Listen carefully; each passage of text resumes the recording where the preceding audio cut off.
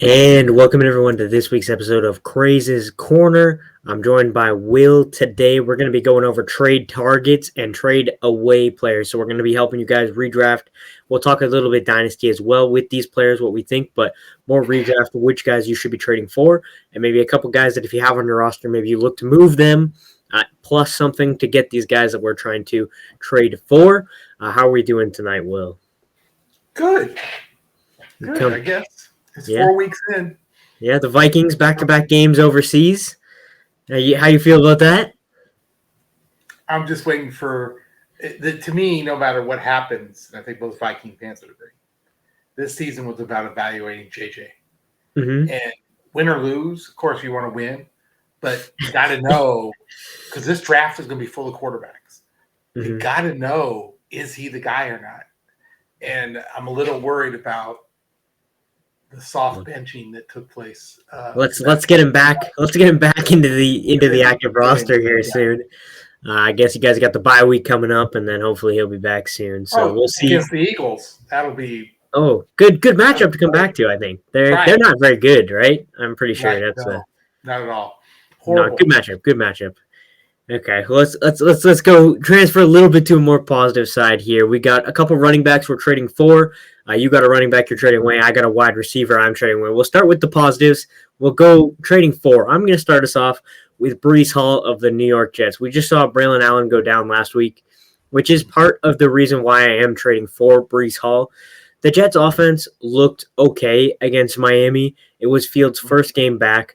But Breece Hall looked really good. He's looked good every time he's been able to touch the ball all season. The only issue has been he's been splitting. Braylon Allen comes in, he takes the goal line work. But Breece has been great with the passing work. And now with Braylon Allen being out, I expect Breece Hall to get the touchdown work. Sure, Isaiah Davis is going to come in. He's going to spell Breece Hall, but I don't think Isaiah Davis is the guy who's going to come in and really take away the valuable work that the Jets offense will have, which will be goal line and the passing work for Breece Hall. Breece Hall has been good so far this season. As I mentioned, he finished last week as the RB19, and he had essentially a touchdown vultured away from him with Braylon Allen's fumble. So if you're looking at that, he's yet to score this season and is currently the RB25. So if you can get him around a low-end RB2 value, I think he's going to score. You're not going to have a guy who's not going to score for the rest of the season, so he's going to be going up. He catches the ball. He's only 24. He's in a contract year. So everything for Breece Hall says he's got to go out there and do everything he can. And if you're the Jets, you're probably not bringing back Breece Hall because you have Braylon Allen and Isaiah Davis, so it's in their best interest to run him into the ground. Yeah. So for both sides, they want to see this work this season. The offense has looked competent with Justin Fields for the most part, so there will be scoring opportunities. And like I said, he's got 19 targets on the season so far. And I think that they're going to work that into the game because the wide receivers for the Jets aren't great. Mason Taylor at the tight end position looked good last week. But I think that Breece is going to getting 6 targets last week, 6 targets a week before. And I think that's a number that's going to be pretty consistent for you. So if you get a guy who's got the receiving work and the touchdown work, and you can get him as a low-end RB2, I think that's definitely a position you move for. Do you agree with Breece Hall there, Jay or Will? Yeah, no, I do. It makes sense, especially if we're talking redraft league. So it's not a dynasty, and I would be maybe a tad bit like, well, where's he going to go next year? But I think that's in a redraft league, it's a move that could really put you over the top. Mm-hmm. Yeah, I think he's going to be better than he has been. And I think you can probably get him for what he has been because people, he hasn't scored yet. People are a little bit disappointed. He didn't score after Braylon Allen went down. So there's a possibility that you can get him because the Jets offense also is not great.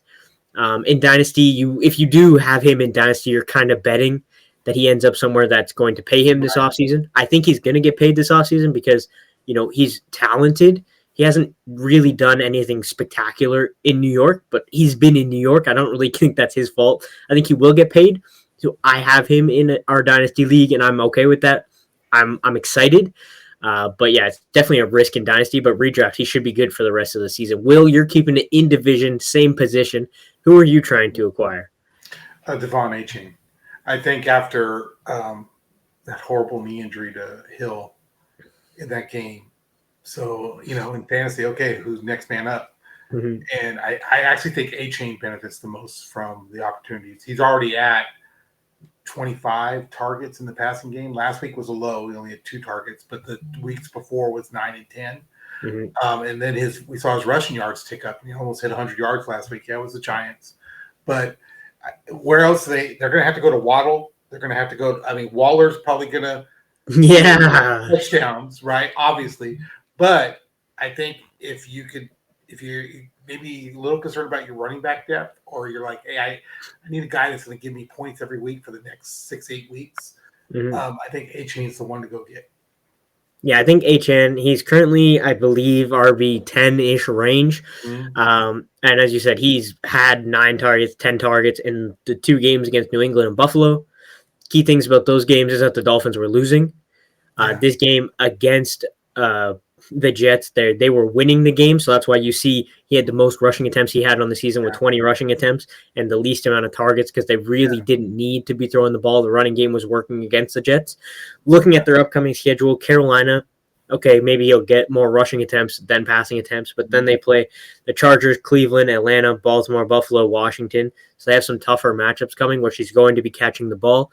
Any sort of PPR league, Devon Achane with this injury to Tyreek Hill is going to be great. When they lost Jonnu Smith last year, or before Jonnu Smith really came out, it was Devon Achane getting those targets. Devon Achane is the guy who has so far benefited from Jonnu not being there this year. Now you take away Tyreek Hill, what are they going to do? Play Malik Washington a lot? Yeah. Sure, they can. But is him, Nick Westbrook-Akine, are either of them really needle pushers? No, Devon Achane is a guy who they can line him up in the slot if they've got Ollie Gordon in the backfield, and he can play that Tyreek Hill role better than anyone else that they have in mind. And Achane's kind of foolproof, right? Mm-hmm. So if they're up, they're running with him. Yep. If they're behind, they're throwing to him. Yeah. So, it's a guy that, because sometimes running backs, right? If you got a guy that's more of a runner and not a passer, they drop off if the team's behind. So, if I'm going to use capital to go get somebody who makes a difference for me the rest of the season, it's going to be someone that is almost foolproof no matter what that offense is doing. Mm-hmm. And Tua loves to check the ball down, and that's where Devon Achane eats all day, every day. If you have Devon Achane, it's been good, but you people are going to be worried about his size still.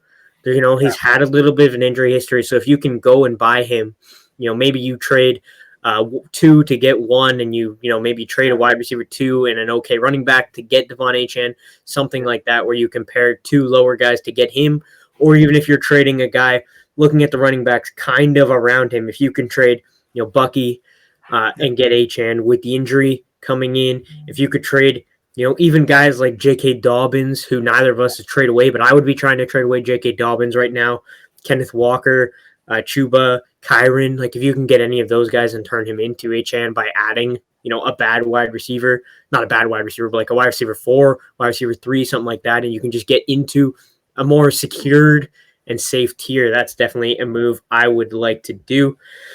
My trade away candidate here, switching it up, we're going to the wide receiver position. I'm talking about current wide receiver 12 on the season, a man who has been in the NFL forever, 33-year-old Keenan Allen.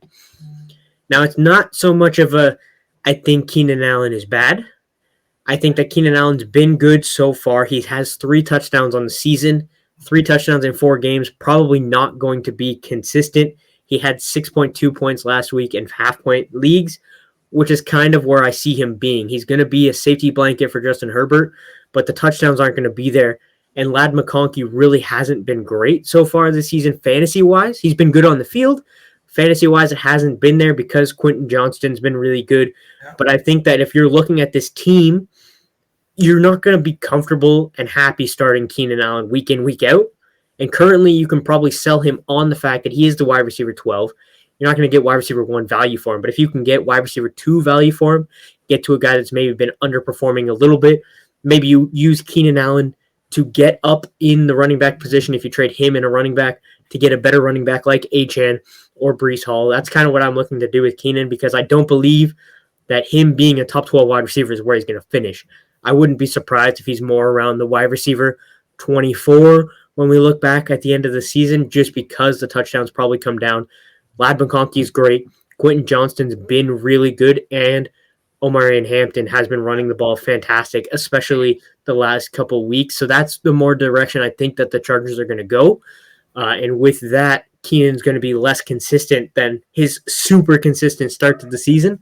So if you can move Keenan, get value for him, that's what I'd be looking to do. If you can't get value for him, you stick him around bye weeks, you can play him, but you're going to get down weeks. So if you can capitalize, that's what I'm looking to do. You feel the same way about Keenan Allen? Well, if you're going to trade Keenan, I'm not necessarily sure I would trade him, but if you're going to trade him, now's the time to trade him, because I do think the other players, the longer we get in the season, they go up and he levels out or goes down. He's not going to have a touchdown every week, and I'll probably regret those words 10 weeks from now. It's like, so, if you're in need of somebody, he's a good chip, because someone who's wide receiver too desperate, they're like, oh, hey, it's a redraft league, so he's old, I don't care, I'll take him because I think he's going to help me win. So just if you're going to move him, it's this week or next week. Yeah, he's got name value, which is important in redraft leagues, especially if you're not playing with a bunch of experts. Maybe if you're playing with a bunch of experts, Keenan Allen's name value, you're not really going to get anywhere. But if you're playing with your friends, might actually be a name devalue, because everybody, if you're playing with experts, if you play a lot of Dynasty, it affects the way you play your redraft, and you're like, no. Yeah, you're playing with your friends, family. Yeah. Keenan Allen's been great. Everyone loves Keenan Allen. He's got that name value, which helps.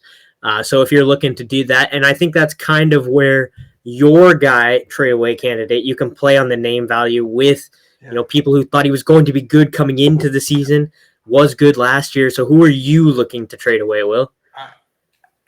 If we would have this conversation last week, I really would have been screaming, trade him.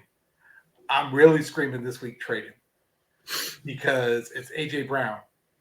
If you're going to trade him and get value for him, it's now. I thought your trade away was Chase Brown, but it works for both of them. I don't know, AJ Brown. Look, I'm saying that tweet, I don't care what they say. That tweet is a problem, and that's not who the Eagles are. The Eagles, nope. So if I'm an AJ Brown owner, I'm putting him up now, because I think you could get a haul for him in a redraft league that could make the difference, right? I think you could get 2 or 3 players for him, because, like you were just saying, Zach, a lot of the redraft folks, they're not, it's just friendly play, and they're going to go, oh, AJ Brown, I can buy him low. Okay. Yeah. I think the best path for AJ Brown this season to score lots of fantasy points is him making a big deal and ending up on another team. Yep.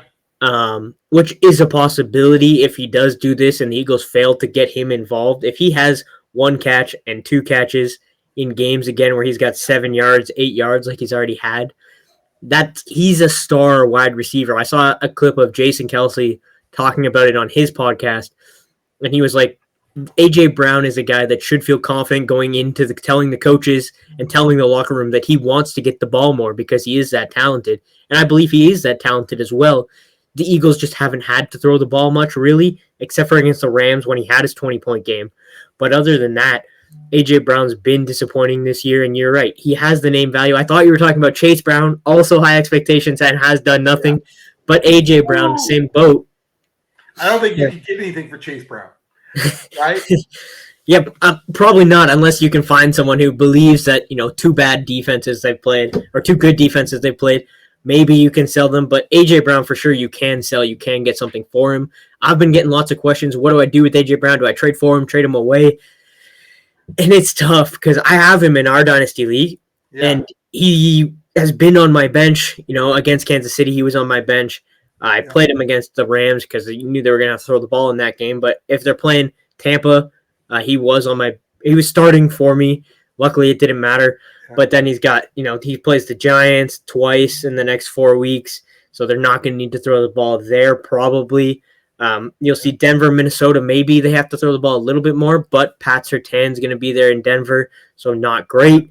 And then, Green Bay, Detroit, Dallas, Chicago. So some better matchups down after the bye week. But Yeah. will he be an Eagle by then is the real question. And if he gets traded, does he get traded to a team where it's worse? Right, and his contract is movable. Mm-hmm. You know, they actually pick up a little bit of cap space trading him, and the Eagles probably get a first round pick for him. You know, so at some point the Eagles demonstrate as an organization they don't tolerate. Yeah. I hope for his sake he gets traded. He ends up in New England. I think is the ideal spot for him to go right now. Go back with Mike Vrabel, who he had in Tennessee. Be Drake May's true number one wide receiver. Let Drake May fall into the wide receiver 2 slot. Develop the young guys you have underneath them, and then Drake May gets a number 1 weapon. Yeah. Hopefully he'd get more volume there, which is an option. If he gets traded, then trading for A.J. Brown right now would probably make sense if the owner is really frustrated and is willing to move on from him for low. Do not trade for A.J. Brown at wide receiver 1 value. No. Maybe I would rather have A.J. Brown on my team rest of season with that hope than Keenan Allen for me. Like if I was both trade away candidates, if I could trade Keenan Allen for A.J. Brown because I believe Keenan Allen's going to take that step back, that is something that I would do, but you're not really giving up wide receiver 1 value. You're giving up, to me, low-end wide receiver 2, wide receiver 3 value, and then he's got upside. But if you can capitalize wide receiver 1, high-end wide receiver 2 value, I would definitely do that for A.J. Brown. So that's I think those are 2 good trade away candidates. We had 2 trade for candidates. Another guy I wanted to briefly mention, Quinshon Judkins. Yeah. Probably really hard to get, but they're moving away from Joe Flacco, and this offense is going to run through Quinshon Judkins for the rest of the season. He's going to get the check down passes from Gabriel. They're going to run him. He's been explosive. He's looked great. Even when the Browns offense has been struggling, Quinshon Judkins has been putting up numbers. So if you can, I'm comfortable trading a lot to get Judkins, just like you have to get Achane.